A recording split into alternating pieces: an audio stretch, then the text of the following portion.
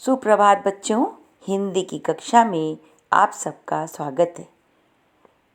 बच्चों, अभी मैं आपको कुछ चित्र दिखा रही हूँ और चित्र से संबंधित एक ही बात को हम दो अलग अलग ढंग से देखेंगे। आइए इसे देखते हैं। पहले चित्र के वाक्य हैं, दीनानाथ सोने के गहने बनाता है। इसी बात को अब हम दूसरी तरीके से बोलेंगे, दीनानाथ सुनार है। इसी तरह अब दूसरे चित्र को देखते हैं। यहाँ एक व्यक्ति खेत में काम कर रहा है। इस बात को हम कहेंगे कि राकेश के पिता खेती करते हैं। अब इसी बात को हम दूसरी तरह से कह सकते हैं कि राकेश के पिता किसान हैं। अब तीसरे चित्र को देखिए।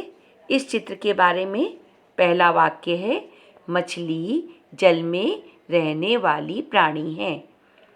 अब इसी का दूसरा वाक्य देखेंगे, मछली जलचर प्राणी है। यहाँ दिए गए तीनों चित्रों में दूसरा वाक्य पहले वाक्य से अधिक प्रभावशाली है, क्योंकि दूसरे वाक्य में कम शब्दों का प्रयोग किया गया है।